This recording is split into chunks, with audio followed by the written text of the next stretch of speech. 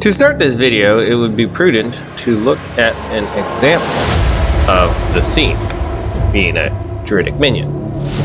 And for this purpose, we will look at a couple different types of juridic minions within the context of one of them. This would be the Chesterton Play Group, which is an allegedly non-for-profit company that is based out of the United Kingdom. Likely has presence in other parts of the world as well.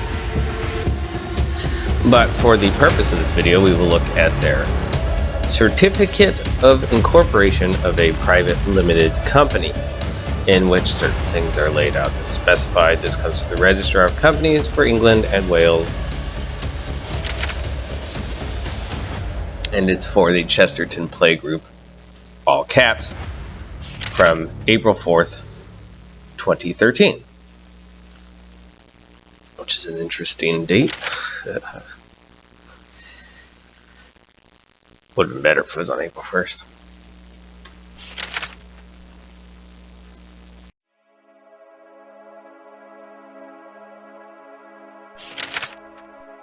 There is a director who, interestingly enough, is listed as a civil servant.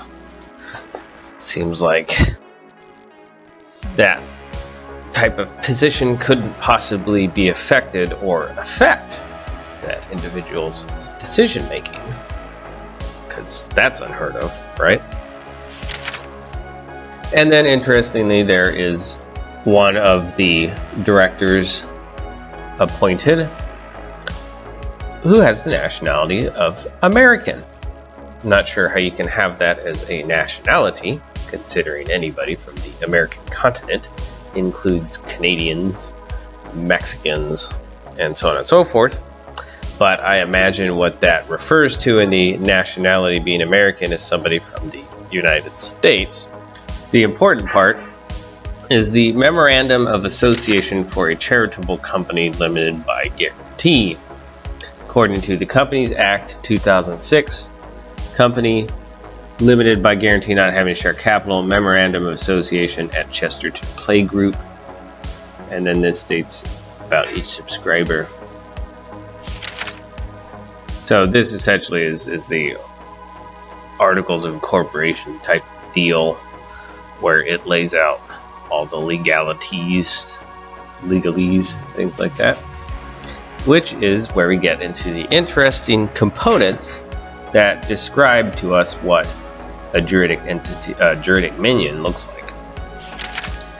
According under objects, it states, quote, "The company is established to enhance the development and education of children, primarily under statutory school age, by encouraging parents to understand and provide for the needs of their children by offering appropriate play, education, and care facilities, family learning, and extended hour groups, together with the right parents to take responsibility for and to become involved in the activities of such groups, ensuring that such groups offer opportunities for all children, whatever their race, culture, religion, means, or ability." Now, I'll tell you something. I have no idea what their definition of the right parents are, but I can guarantee you that those right parents are not going to be the types that I would want my children being around. These proverbial Karens and easily manipulatable or manageable or easy to manipulate parents that they can get to essentially adopt, practically speaking, others' children. So that first part right there has a very sinister connotation to it, considering that they want to appropriate play, education, and care facilities and family learning together with the right parents to take responsibility for and become involved in activities of such groups. That could not have been better stated in relation to, or that seems like something that would have been pulled out directly from the Cardinal Principles, Secondary Education, that super creepy document that we have in the United States. Anyway, continuation. Encouraging the study of the needs of such children and their families, and promoting public interest in and recognition of such needs in the local areas. That is incredibly vague and done so on purpose, but the public interest, I would guarantee, has to do with the juridic public and their interest in the human children. But under powers, we get into even more sinister activities where it states that to pursue its objects, the company may. It's interesting how they can unilaterally declare what a company can do. Acquire and use money, premises, equipment, and any other property. It's really vague and strange statement that they make there, claiming that they can use any money, premises, equipment, and any other property. Doesn't really. It's just basically declaring itself owner of all property. It's interesting. Apply any of its property or resources to the activities of other organizations with objects compatible to those of the company. Employ staff, making appropriate provisions for pensions, and engage independent contractors and advisors. Engage with the community to identify its needs in the areas which the company operates and to seek support. And here's one of the more interesting ones. Engage with government. Now remember, one of the directors is a, quote, civil servant. And other organizations to contribute to the strategic development. Notice that word there, strategic development. As if they were in a war. Improvement and implementation of services and programs in the areas in which the company operates. Provide and support ancillary services, including, for example, advise and something to other organizations. It's not entirely clear in this picture, unfortunately. Produce written materials and research in any format. Raise funds by any means. Notice that. Raise funds by any means. Doesn't state raise funds by any lawful means. It just states raise funds by any means. Except trading out within Article 5.9, which is the one that's below it. 5.9. Trade as a means of carrying out its objects, otherwise where such trade is not expected to give rise to taxable profits. So, these declarations that this company is making are pretty damning, if you can understand what they are and bother to look up their incorporating documents.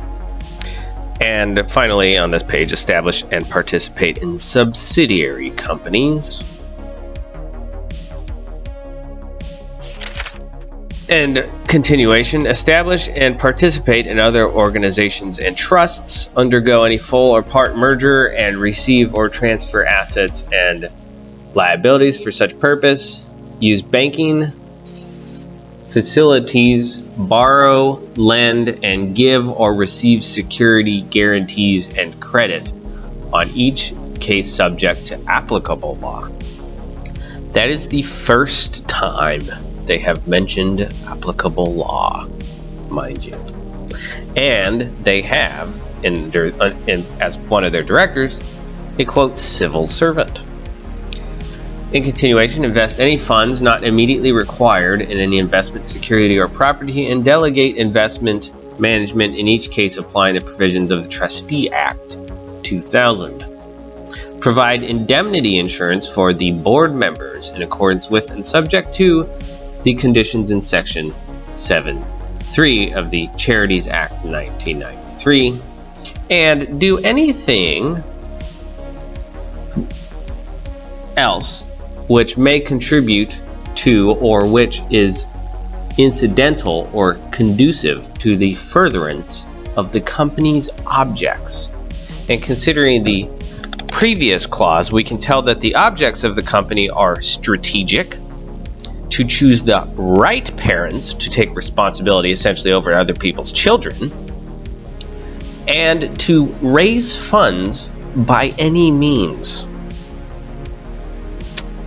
This is a perfect example of a Juridic Minion, because the things that they're doing are incredibly nefarious, and I don't know about true English law, but these would be certainly crimes in the United States, and they are crimes. This is definitely criminal activity, regardless of whatever nonsense the UK has as far as corporate regulations go and whatnot.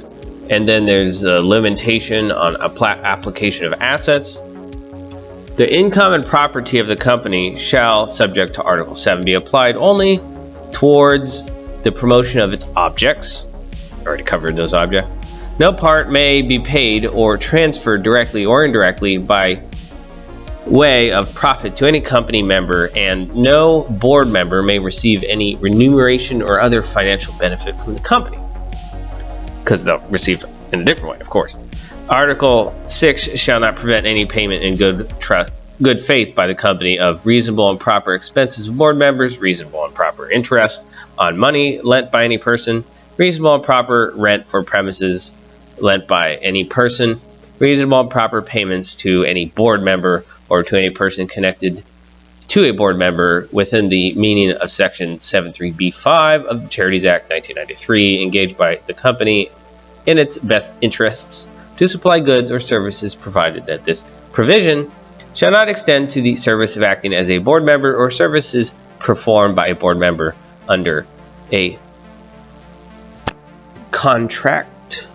I'm not sure what that says. Of employment with the company, and shall apply only to a minority of the board members in any one time. Any payments made by any person in their capacity as a beneficiary of the company, reasonable and proper indemnity insurance premiums in accordance with Article 515, and any payments made to any board members under the indemnity provision set out at Article 58, provided that board members comply with the conflict of interest safeguards set out in the articles, and any further board policy is as appropriate. Of course, naturally, it does not, as it only did once, reference applicable law. But not to mention, I'm sure they must have a different definition of conflict of interest, because I guarantee having a board member who is a, quote, civil servant would constitute conflict of interest. In most people's minds, anyway. Limited liability. The liability of the company members is limited. That needs stated.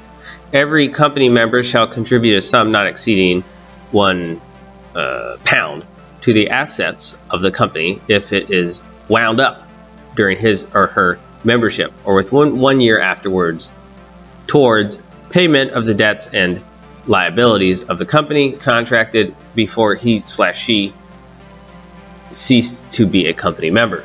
The costs, charges, and expenses of winding up, the adjustment of the rights of the company contributions among themselves. The board members from time to time shall automatically be the only company members. Membership is personal and may not be transferred. A company member's membership shall automatically cease when he/she ceases to be a board member. Number of board members. There shall be a minimum of 3 board members.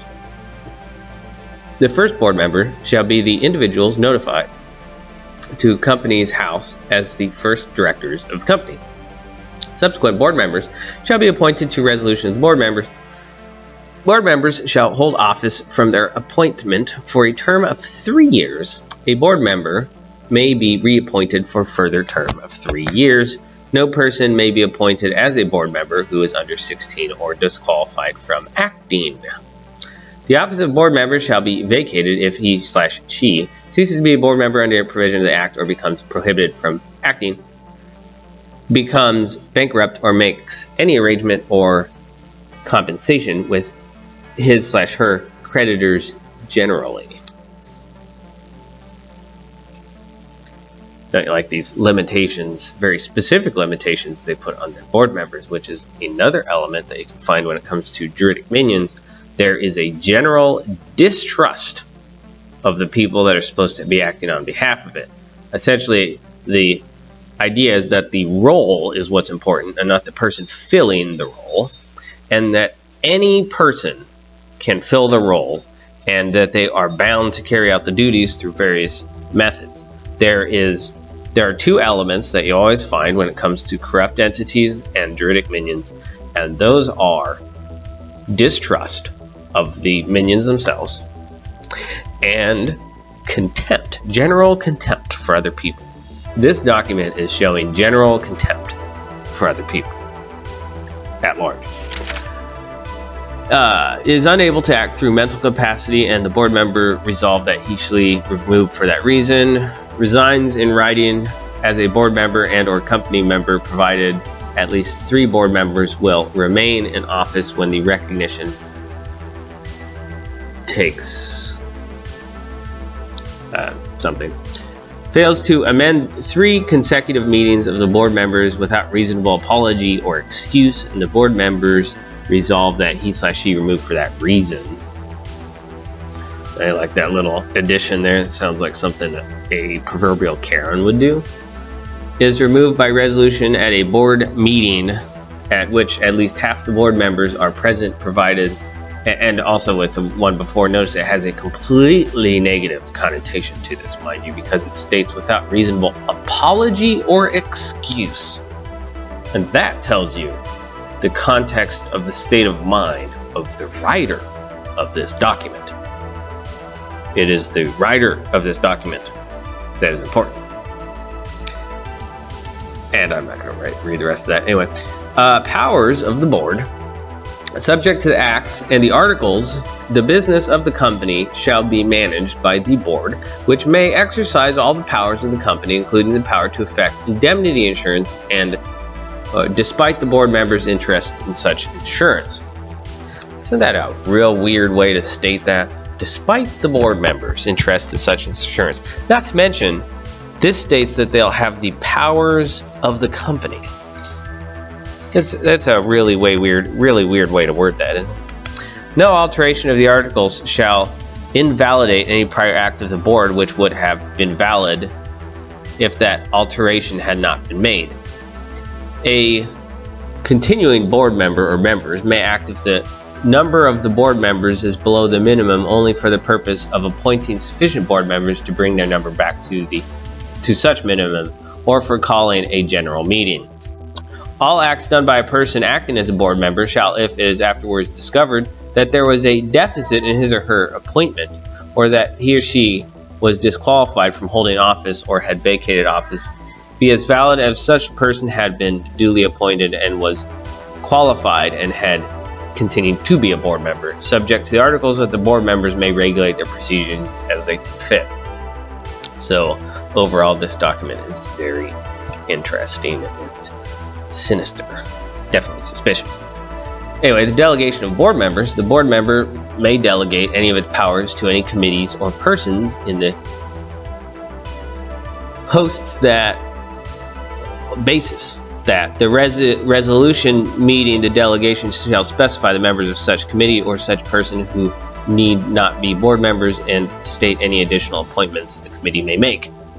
The committee shall report regularly to the board. The delegation shall be revocable. The board only make regulations for any such committee. The committees shall not incur expenditure except as approved by the board. Financial matters and the operation of any bank account may be delegated. That's another interesting element that you usually find when it comes to the corrupt people. They do love their committees, don't they? Really love their committees. Committee proceedings shall be governed by the provisions of the articles, regulations. The proceedings of the board, so far as the same are applicable and are not superseded by any regulations made by the board.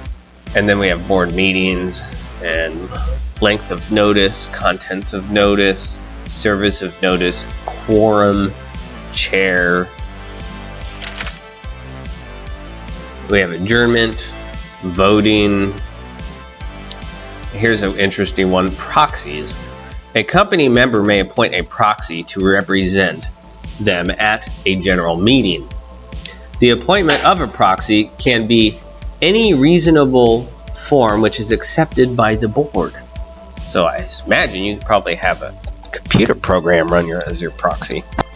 A document appointing a proxy and any document terminating that appointment of a proxy can be delivered to the company up to 1 working day before the relevant meeting or to the chair of the relevant meeting up to the time that the resolution is put to the meeting. Irregularities. The proceeding at any meeting shall not be invalidated by reason of any accidental informality or irregularity, including any accidental omission to give or any non-receipt of notice. A person present or voting not being qualified to be present or vote, or notice that a person who is not qualified to vote it cannot avoid whatever's being voted on, according to this document. Any any business being considered at the meeting which is not specified in the notice for the meeting unless such specification is required of the acts. Here's their conflict of interest, where they decide what that means for them. If a board member has a personal interest in a matter to be discussed at a board meeting, or has any interest in another organization whose interests are reasonably likely to conflict with those of the company in relation to such matter, suppose like being a civil servant, he or she must declare the interest before discussion begins on the matter. So declaring it, that's the way to avoid conflicts of interest. All you have to do is declare it, and that's that, right? If the matter concerns a personal financial interest of the board member, other than general discussions around benefits to the beneficiaries, trustee, indemnity, insurance expenses of board members, or the indemnity Article 58, or if a majority of the other board members present at a meeting so decide, he/she must withdraw from that part of the meeting unless invited to remain by resolution of the relevant meeting and have no vote on the matter. Oh, this is so stupid. Decisions without a meeting, virtual meetings, secretary and treasurer, minutes, records and accounts, exclusion of model articles. It's an interesting one, but it's very short. Indemnity. Subject to the provisions of the Acts, without prejudice to any indemnity to which a board member is otherwise entitled, every board member of the company shall be indemnified out of the assets of the company against all costs, charges, losses, or expenses or liabilities incurred by him/her in the proper execution and discharge of his/her duties in relation to the company. Now, I imagine if anybody actually got in trouble, then it would be rendered that they were in fact not in proper execution, quote unquote, of and discharge of duties. That's usually how it goes. Against all costs, charges, losses, expenses, or liabilities incurred by him/her. And then finally, in defending any civil or criminal proceedings in which judgment is given in his/her favor or in which he/she is acquitted. Now notice that they basically have to win. So if they're doing something untoward, they get in trouble for it, the company is not going to back them up. That is something that you find very common when it comes to corrupt entities. They will not back up their minions because their minions are essentially the proverbial cannon fodder. And then finally, in connection with any issue in which relief from liability is granted to him/her, where such proceedings or issue arise as a result of any actual or alleged negligence, default, breach of duty, or breach of trust in relation to the company. And then winding up any property remaining in relation to the winding up of the company after its debts and liabilities have been satisfied shall not be paid to or distributed among the company members, but shall be given to a charity or charities with similar objects to those of the company selected by the company members. So what this document is showing us is that it is the company and the role of being a member in the company that's important. And this juridic minion specifically is comprised of human minions whose entire purpose is to fill a seat or stuff a suit, or I guess in the case of probably the women, stuff a dress if they indeed did wear dresses, or they weren't doing some sort of weird man suit declaratory thing. But either way, the human person occupying the position has no value. It's the position that has value and requires a human person to represent the position.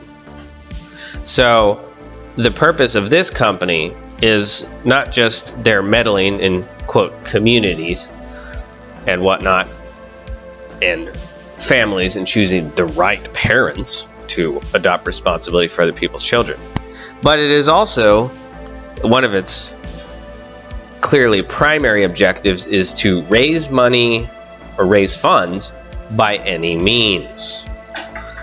And that last part where it talks about how anything left over will be sent to charities gives you a good idea of how the money laundering system works, where the money moves around, and the people that move the money around on behalf of the entities have no real worth. They're simply vessels that are used by the juridic public and the juridic entities that see human beings as nothing more than useful tools.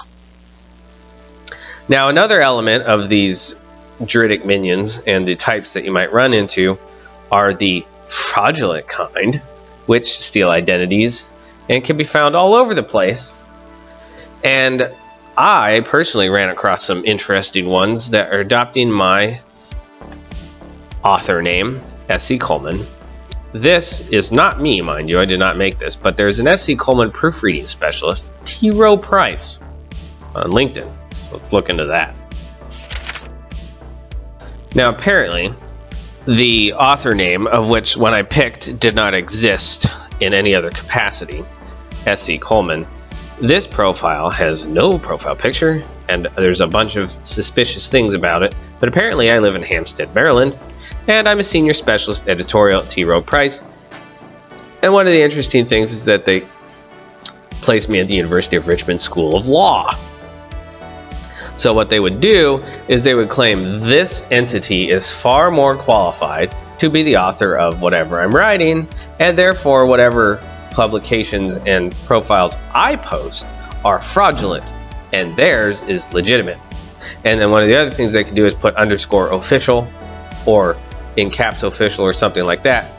And then that would be all they need to completely adopt the perception and control of the entity that is my pseudonym, my writing name, S.C. Coleman. And apparently I have a doctorate of law and a Bachelor of Arts from Marymount University, despite the fact that I personally would never be awarded a seemingly mundane, any level really, of a university titulary recognition, because they would obstruct me to no end, and they would find out all kinds of excuses to deny me where they pass other people that clearly I outstrip in intellectual ability, such as the professors. No, they're never going to give me any of that.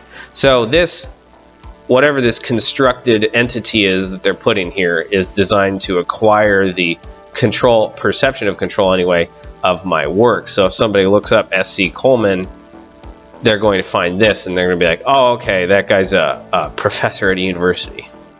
So that's sort of how their game works, and makes you wonder how many writers and authors have had their identities stolen, like, say, possibly George R.R. Martin, Tolkien, who knows how many others.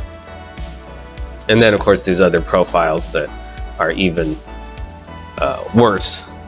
And then in Facebook, there's some, apparently, There's an SC Coleman that went to Roman Catholic school and studied at the University of Denver. No other information. And there's a few other SC Coleman pages that look to be more legitimate. Now, the context of this video can further be expressed in the Rupert Sheldrake book, The Presence of the Past-Morphic Resonance and the Habits of Nature, copyright 1988 and 2011. It states, quote, William McDougall, who carried out the experiments on the inheritance of learned behavior in rats, described in Chapter 9, was an influential social psychologist who likewise came to the conclusion that societies have an autonomy that is best conceived of in terms of a group mind. A society, when it enjoys a long life and becomes highly organized, acquires a structure and qualities which are largely independent of the qualities of the individuals who enter into its composition and take part for a brief time in its life. It becomes an organized system of forces which has a life of its own, tendencies of its own, a power of molding all its component individuals, and a power of perpetuating itself as a self-identical system, subject only to slow and gradual change. That sounds quite similar to the alleged government that we have today, and sounds very similar to the previous example that we looked at with Chesterton Playgroup. In continuation, I notice, of course, that wording there, molding all its component individuals, basically changing them into the juridic image, sort of like how the orcs were changed from elves and men into the image of the orc in Lord of the Rings. We may fairly define a mind as an organized system of mental or purposive forces, and in the sense so defined, very highly organized human society may properly be said to possess a collective mind, for the collective actions which constitute the history of any such society are conditioned by an organization which can only be described in terms of the mind, and which yet is not comprised within the mind of any individual. The society is rather constituted by the system of relations between them, the individual minds which are its units of composition. Ideas such as these had a widespread influence the first few decades of the 20th century, but were no longer respectable among Western intellectuals after the Second World War. This was partly because of the increasingly reductionist climate of the academic world. That's that part.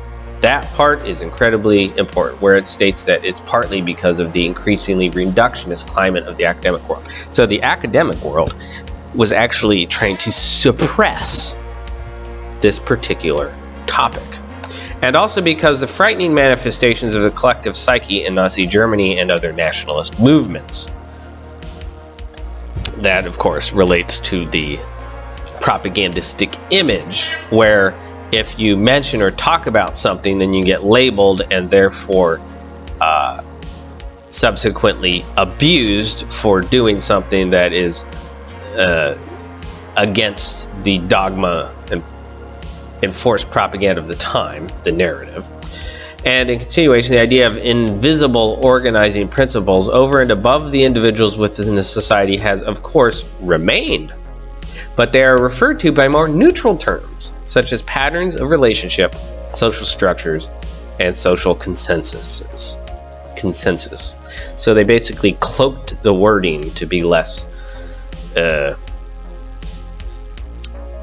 vomit-inducing, I suppose, or less sickening, because what these people are doing is sick, and, well, it's not sick, it's just evil, but they have to cloak the terms because they know that if people don't like it. People don't like it when you choose your version of the right parents to adopt responsibility for the activities of your children. And in continuation, these are, however, just as elusive as the group mind and raise the same kinds of problems. Attempts to reduce them to mechanisms within the brains of individual people seem inadequate and unconvincing, while interpretations in terms of the changeless Platonic forms seem incompatible with the changing historical reality. The hypothesis of formative causation, enables these structures, patterns, and consensuses together with the notions of the group mind and the conscience collective to be embraced within the idea of morphic fields. So, as mentioned before, what Sheldrake's describing in his book, and what we see as an example in the Chesterton playgroup Juridic Minion, is that they're a lot like the orcs from the Lord of the Rings series of Tolkien, and how they're described as being formed through torture and mutilation.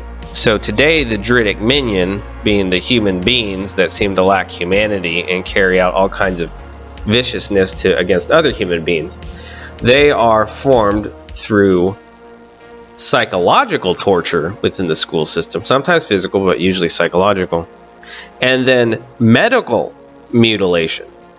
So the education industries torture somebody using behavior modification and all of these other words, negative reinforcement and positive reinforcement, and all of these other ways that they basically describe in, quote, neutral terms, torturing somebody to become something else, reshaping or molding them into the Juridic image, which makes them just like the orcs. And of course, when you're, just like with the orcs in the story, when you're facing the horde of Juridic minions that are the functionaries of different places, and this is the reason why the interaction seems so comparatively like a carbon copy of one another. When you talk to somebody in the Department of Transportation when you're getting your license, or the Bureau of Motor Vehicles or something like that, and the interaction is essentially the same as if you were talking to somebody in a computer company. You don't get anywhere, they obstruct you to no end, and they treat you like you're a criminal for the simple sake of existing and talking to them. The reason why this is like that is because they are in fact minions. That's their entire job. And so just like in the movie Lord of the Rings, if you decide to contend against them, you're just going to essentially be attacking a bunch of cannon fodder, a mindless horde, part of the collective mind that have been molded in a Juridic image, and it will basically be a fruitless thing. And just like in the movie, you have to look past the minions to the real source. Who is directing the minions? That is the question. And even the Juridic entities of the companies, they aren't the ultimate level either. So the important point is to notice and identify the minions, but also not become entirely enthralled in fighting the minions alone. That's where it comes in, just like in the movie, where the destruction did not come from fighting and killing all the orcs, but it came from destroying the source of power that was directing them. Thank you. If you have enjoyed this content, please check out all of my other postings and subscribe to the channel, share the video, do all that stuff. And if you so desire, you may support my work at PayPal or Cash App, and at the link there are free books available. Until next time, thank you.